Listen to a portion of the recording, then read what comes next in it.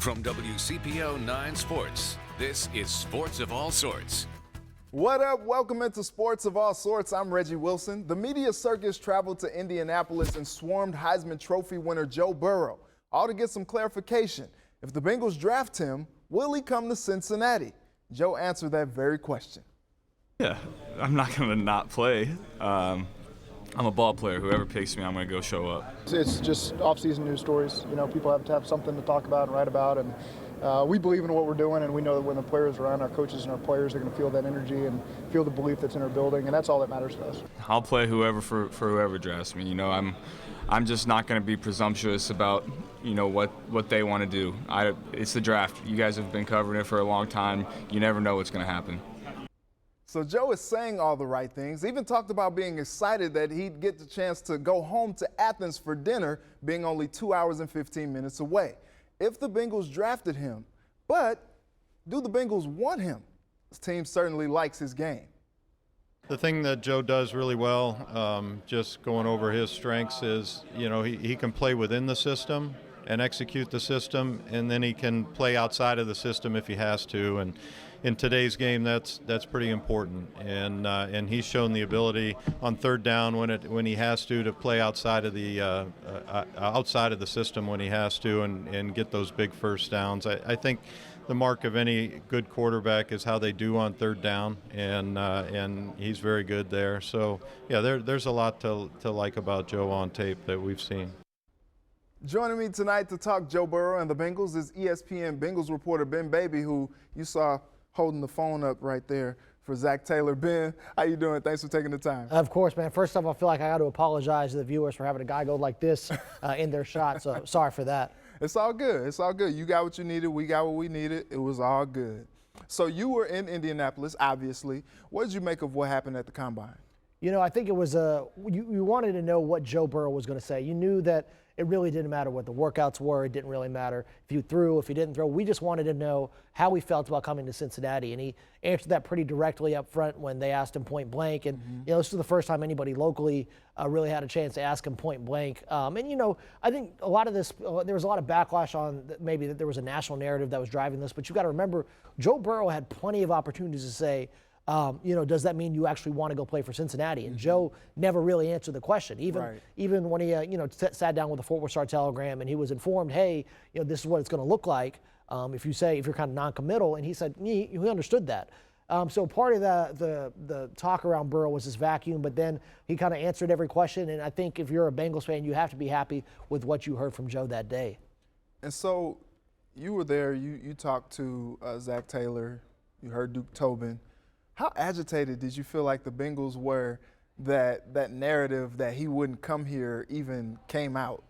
You know, I think it's not so much that the narrative that he didn't want to come here. I think it was really more the narrative of what Carson Palmer had alluded to. Maybe they don't want to go compete for championships. And, you know, that's, you know, I've heard a lot of people say it's the worst thing that you could say about a sports franchise. Yeah. And, you know, I think Duke ran the numbers off of there's a lot of different things that, you know, we've done. We've spent money in free agency, not on our own guys and some on others. You know, we've done things, you know, we feel like we've been aggressive. And, you know, I think that's a very fair point. I mean, you go look at only a handful of years ago and, you know, they had won the division, you know, they were playing in the playoffs. So it wasn't like it's been a long stretch of futility. But at the end of the day, you're marked by what your success is, and you've got to win playoff games, and you've got to do other things too to show that you are invested in winning it all. And I think there's still a lot of room for improvement for this franchise to do that. You know, like we wrote about, whether it's things like, you know, being serious about figuring out what they want to do with an indoor facility, just other upgrades to kind of match what's going on around the league. You know, those are all little things that they can do, but I think that's really what irked maybe Zach and Duke more than anything else. All right, so it's one thing for Joe to come out and hush the rumors. The Bengals are still, you know, playing this game of, well, maybe, you know, we're going to take a look at all of our options. We got the #1 pick. That's the luxury of having the #1 pick. We got options, this and that. But do you feel like when it all comes down to it, when it's all said and done, that the Bengals will ultimately draft Joe? Yeah, I think right now, I think you never want to say something 100% sure, because like Joe said, you never know what's going to happen in the draft. But I said, you know, I wrote this on the side. I think it's 99.9, and then you could have 9 repeating. I think that's the chance that they're going to take Joe Burrow. I mean, when we sat down with offensive coordinator Brian Callahan, I think, you know, for like 20 minutes, every question was about Burrow. And, you know, and it's funny, when they talked about Tua Tagovailoa, They said, oh, he's great. We enjoyed the meetings, but they talked about him like they already knew he was going to be playing for somebody else. Like you can just hear it in the tone. And I think they do like Justin Herbert, and Tua I think is exceptional. And if he stays healthy, I think it'll be fun to watch him and Joe and see who has the better pro career, because Tua was phenomenal at Alabama. But I think if you all odds in, you'll start pushing all your chips on Joe. I think that's a fair play. So obviously Joe's gonna, if he does come here, he's gonna need some pieces to throw to. One of those talented pieces is AJ Green, and it just came out today. You reported earlier today that the Bengals are planning to put the franchise tag on AJ Green. So they talked about that earlier, kind of alluded to this move happening, and this is what they had to say. We want him to be a part of Cincinnati, and he's got a great history with the organization. He's been a great member of the community, great leader on our team, even facing the adversity he faced really the last year and a half. He's been around in all the meetings, and I've really enjoyed getting to know AJ. I look forward to coaching AJ, really for the first time going to next season. But we're still working through the process with him, but we know that he's going to be a Bengal come September. With any rookie quarterback, the more help you can get, the better. And AJ's been one of the best players at his position for a very long time, and if I am lucky enough to get drafted number 1 overall, I would like to have him on the roster. Yeah, that makes sense, Joe. So Ben, after it came out that they are going to put the transition tag or the franchise tag on AJ Green, what's the plan?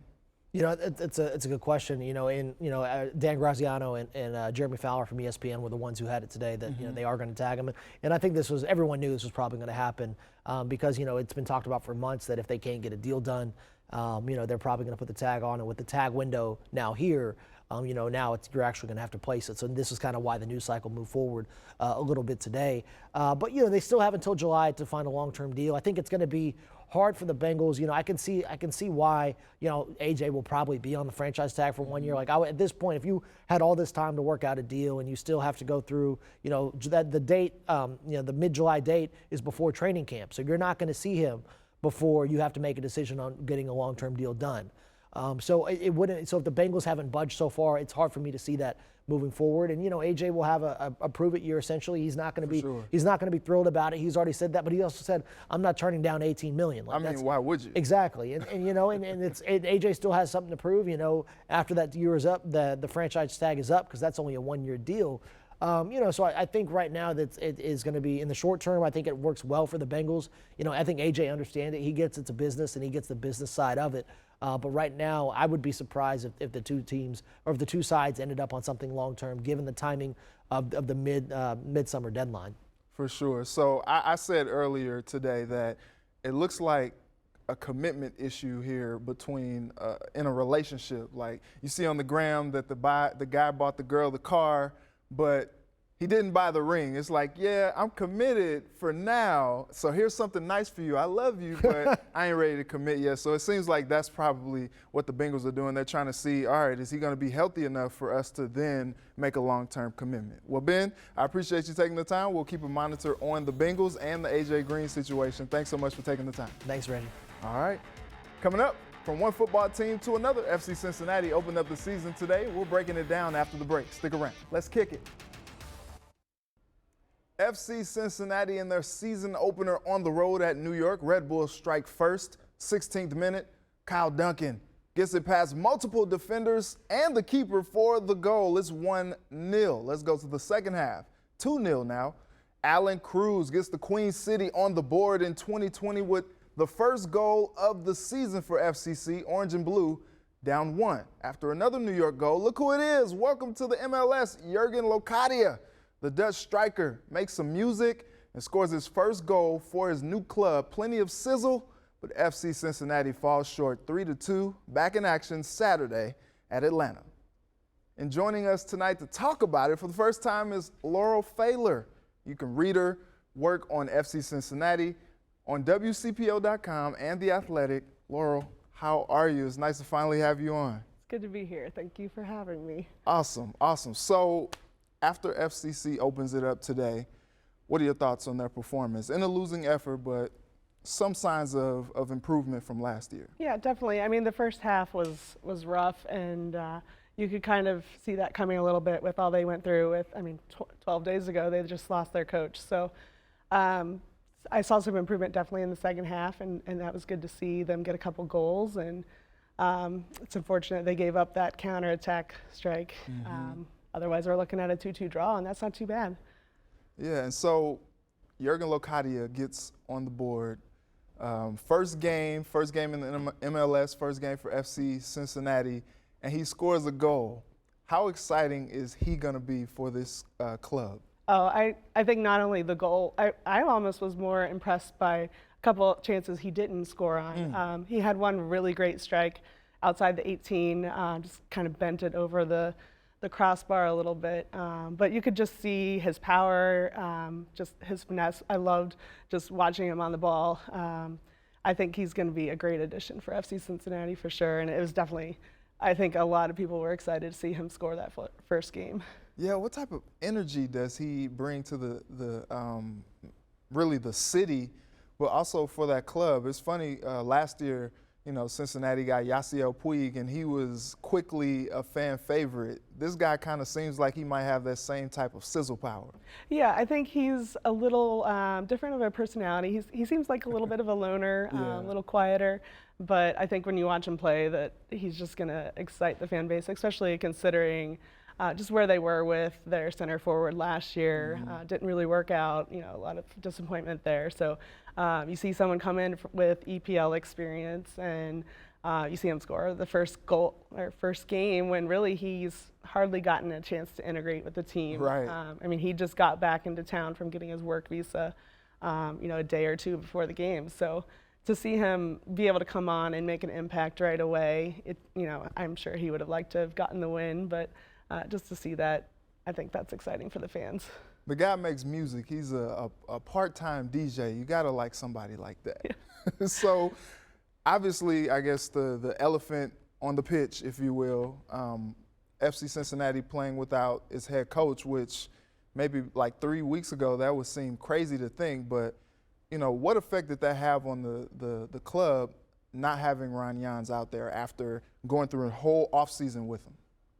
Well, you look at Yohan Demay. He has had coaching experience from last year. He did this before. So, I think they're in good hands, but you can't expect a shakeup like that to not have an impact right away. They were building under Ron, and he was this energetic source of just, I think, positivity. I know it didn't end up being that way with what happened, but he was overall a positive guy for the team, and I think that just, that was hard for some players to move on from, and I think they are okay. They understand they've got to move forward. They're professionals. They've done this before. For sure. It's not the first change that they'll undergo, but you can't expect that to not have some kind of toll, and just the emotional, they've been through a lot just these last couple of weeks, and so I think it could have an impact early in the season, but I don't expect it to carry too long.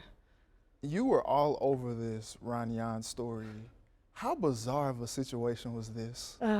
Yeah, we still really don't know exactly what happened. Yeah. And honestly, we don't know if the investigation is actually over. The MLSPA made it seem like maybe there was something still to be done with how the club handled this, and they refused to even say that we've closed the investigation, we're satisfied, the coach is gone.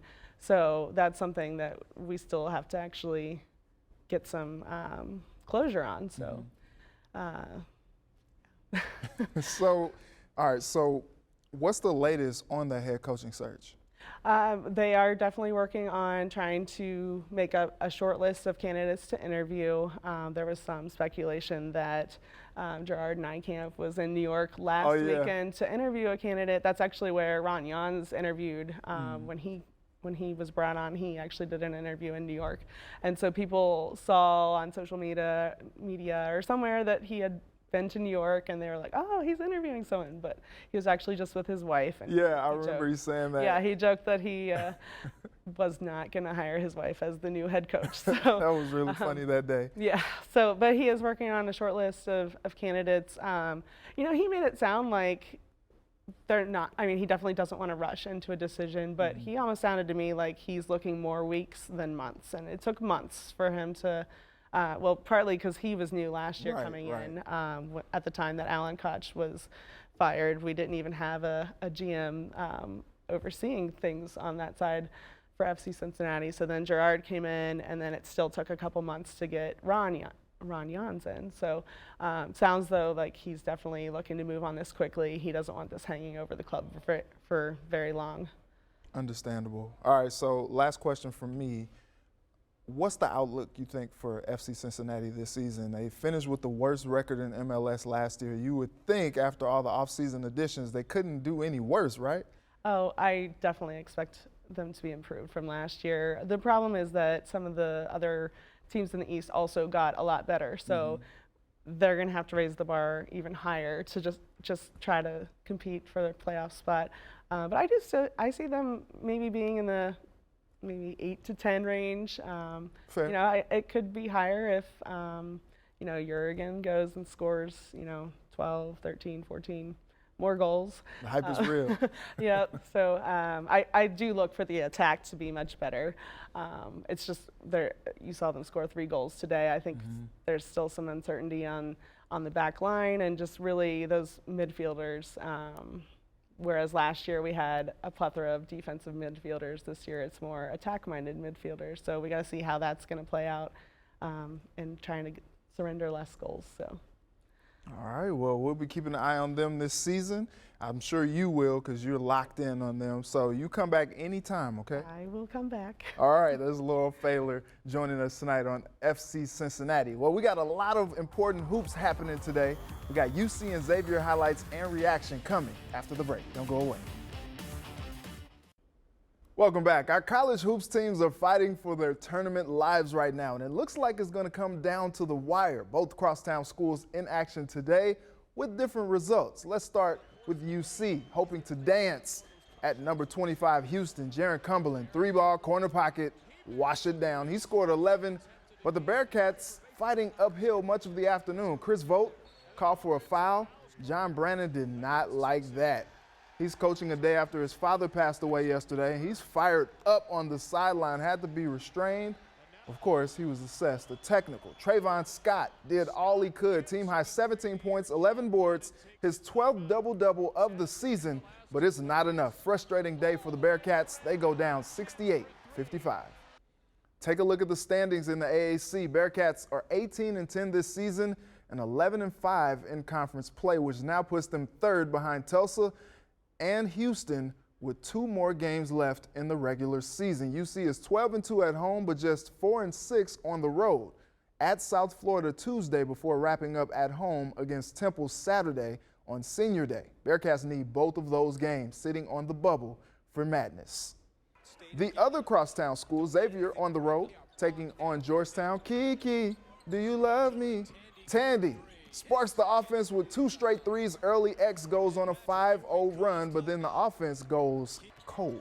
Let's pick it up in the second half. Tyreek Jones heats up off the monster jam. Xavier up 8. Uncharacteristically sloppy game from the Musketeers today. 23 turnovers, but this time they get it back. Ends with Jones again for the flush. 18 points, 13 boards for the big man. 9 seconds left now. Tie game, Najee Marshall, the closer. Step back 3, that's cash. Team high 20 points, 10 rebounds. Xavier with the lead. Last chance for Georgetown. X decides not to foul, and that pays off. 3 is off the mark at the buzzer. To borrow a line from John Rothstein, Xavier basketball, hell in a cell. Big time roadkill, Musketeers survive 66-63. I was just trying to read the defense or whatever they gave me. I feel like they took away the drive. It was 5 seconds left, so I didn't want to put in somebody else's hand, you know, put them in a bad position. So I just took the shot, and I'm glad it just went in. Najee obviously made a couple big shots there at the very, very end of the game. Again, we're very fortunate that we won.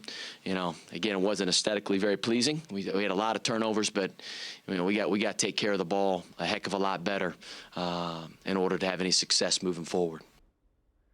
Let's take a look at the Big East Conference standings. Xavier is currently 5th, Sitting at 19-10 overall with 2 games left in the regular season, the Musketeers' next opponent, Providence, is on a 4-game winning streak, picking up a big upset win over number 12 Villanova Saturday night. ESPN's Joe Lunardi currently has Xavier as a 10 seed, but any loss between now and the conference tournament could be costly for their hopes to dance. All right, we'll be right back to wrap up the show. Welcome back. After our show is In Depth with Graham Benzinger, who's tackling a pretty serious topic tonight. This week, we explore the topic of drug and alcohol addiction. We hear from guests ranging from Mike Tyson to Brett Favre. When I poured him in the toilet and it started to flush, I almost crawled in the toilet to go after him. How these stars battled dark times and eventually overcame their struggles. You've got to want to do it, understand what it is, and ask for help. All that's coming up next on In Depth right here on 9 on Your Side. Thanks, Graham. It's been real. It's been fun. It's been real fun, but we got to go. I'd like to thank my guests Ben Baby and Laurel Pfahler for joining me tonight. And to my village who helped put this all together, thank you. And thank you for watching. Let's do it again next Sunday. Until then, have a good night and a very blessed week.